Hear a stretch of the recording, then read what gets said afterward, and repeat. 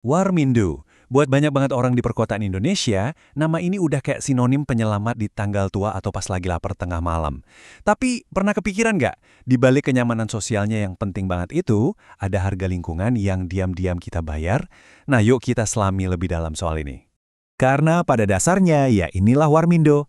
Jauh sebelum kita ngomongin soal ekonomi atau bahkan ekologi, kita harus paham dulu kalau buat jutaan orang, mahasiswa, pekerja rantau, warga kota, Warmindo itu udah kayak ruang aman, tempat di mana mereka merasa diterima, didengar, dan jadi bagian dari sesuatu. Jadi gimana ceritanya sebuah warung mie yang kelihatannya sederhana bisa jadi sepenting itu secara sosial? Oke, di bagian pertama ini kita akan coba bongkar rahasia di balik Warmindo yang membuatnya jadi jantung komunitas di tengah-tengah kota besar yang kadang terasa individualistis. Untuk ngertiin fenomena ini, kita perlu kenalan sama konsep yang namanya ruang ketiga. Gampangnya gini, rumah itu ruang pertama kita, tempat kerja itu ruang kedua. Nah, ruang ketiga ini adalah tempat netral di luar itu semua. Tempat kita bisa kumpul santai tanpa tekanan. Bisa kafe, taman, atau yaitu dia, Warmindo. Nah, yang keren dari Warmindo adalah gimana dia secara nggak sadar memenuhi semua syarat jadi ruang ketiga yang ideal. Tempatnya netral, di sana mahasiswa bisa ngobrol semeja sama abang ojek tanpa canggung. Aksesnya gampang, lokasinya dekat pemukiman, harganya super terjangkau. Dan yang paling penting, menu utamanya itu sebenarnya bukan mie, tapi obrolan. Inilah yang bikin Warmindo terasa seperti rumah kedua.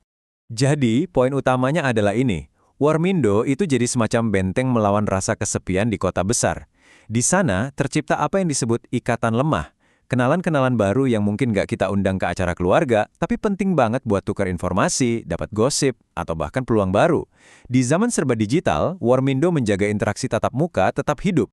Tapi, oke, di balik semua kehangatan sosial ini, ada sebuah paradoks yang jujur aja cukup mengkhawatirkan.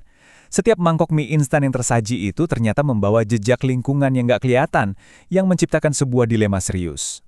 Pertanyaan ini yang membawa kita ke sisi lain dari cerita Warmindo, sisi di mana kenyamanan dan harga murah yang kita nikmati ternyata berbenturan langsung dengan isu lingkungan yang makin mendesak. Mari kita mulai dengan satu angka yang cukup menohok, 18,05%. Itulah porsi sampah plastik dalam total sampah nasional kita, cuma kalah dari sampah makanan. Dan, mau nggak mau, Warmindo dengan ketergantungannya pada produk instan jadi salah satu kontributor signifikan ke angka ini. Nah, biang kerok utamanya itu ada di jenis plastik yang satu ini, plastik multilayer atau disingkat MLP. Bungkus mie instan itu kan didesain canggih ya, ada lapisan plastik, ada aluminium foil, biar mie-nya awet. Ironisnya, desain canggih inilah yang bikin bungkus ini jadi mimpi buruk buat proses daur ulang. Jadi, kenapa sih saset ini problematik banget? Pertama, karena lapisannya banyak dan menyatu, misahinnya itu susah dan mahal banget. Kedua, karena susah didaur ulang, nilainya jadi rendah, makanya pemulung atau bank sampah pun seringkali menolaknya. Ketiga, karena ringan, gampang banget terbang, nyumbat selokan, dan berakhir di laut. Dan yang paling ngeri, lama-lama dia hancur jadi mikroplastik yang bisa masuk ke makanan kita. Tapi tenang, ceritanya nggak berhenti di masalah doang. Untungnya, dari berbagai penjuru, mulai dari komunitas, inovator teknologi, sampai pemerintah, udah mulai banyak upaya buat cari jalan keluar. Yuk kita lihat gimana mereka mencoba memecahkan paradoks ini. Pertama kita harus paham dulu dilema yang dihadapi pemilik Warmindo. Pindah ke kemasan yang lebih ramah lingkungan itu kedengarannya bagus, tapi biayanya bisa jauh lebih mahal. Buat usaha kecil yang untungnya tipis, naikin harga Rp1.000 aja bisa bikin pelanggan setia kabur. Ini pilihan yang susah banget. Disinilah inisiatif dari bawah, dari komunitas. Jadi penting banget. Contohnya program Green Warmindo. Kerennya, program ini nggak melihat pemilik warung sebagai masalah, tapi justru merangkul mereka untuk jadi bagian dari solusi. Mereka mengubah Warmindo dari sumber sampah jadi titik kumpul sampah yang terkelola. Cara kerjanya sebenarnya sederhana tapi efektif. Pertama, edukasi. Pemilik diajarin cara misahin sampah saset. Kedua, integrasi. Dibuatin sistem logistik biar sampah yang udah dipilah bisa dijemput rutin. Ketiga, pelibatan. Pelanggan juga diajak ikut serta lewat poster-poster jadi semua ikut bertanggung jawab. Nah, kalau tadi dari sisi komunitas, sekarang kita lihat dari sisi teknologi. Kenalan sama Rebrix. Ini adalah wirausaha sosial yang brilian. Mereka mengambil sampah yang tadinya dianggap nggak ada harganya, kayak saset MLT itu, dan menyulapnya jadi sesuatu yang berguna, bahan bangunan kayak paving block. Dan ini bukan solusi ecek-ecek loh. Coba lihat angkanya. 88.000. Sebanyak itu jumlah lembar sampah plastik yang bisa mereka olah jadi bahan bangunan setiap hari. Ini nunjukin kalau solusi teknologi ini punya potensi skala yang luar biasa besar.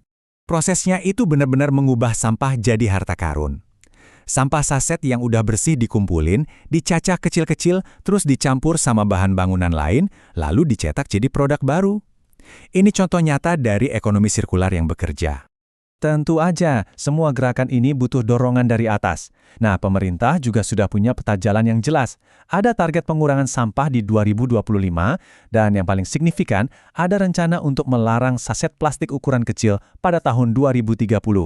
Ini semacam sinyal keras buat industri supaya mulai berbenah.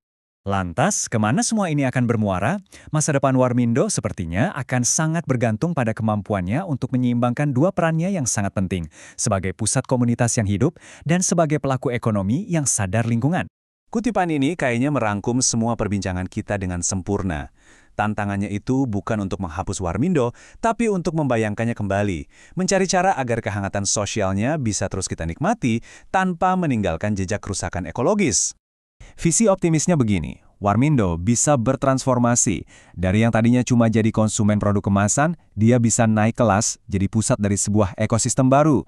Jadi tempat di mana sampah dikumpulkan secara terorganisir, kesadaran lingkungan dibangun, dan perubahan dimulai dari level akar rumput.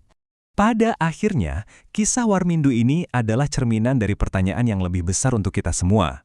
Ini bukan lagi soal mie instan, tapi soal gimana kita bisa terus membangun komunitas yang hangat dan kita butuhkan tanpa membebani satu-satunya planet yang kita punya. Jadi, bisakah kita tumbuh dan berkembang tanpa merugikan bumi? Pertanyaan itu, mari kita renungkan bersama. Terima kasih sudah menyimak.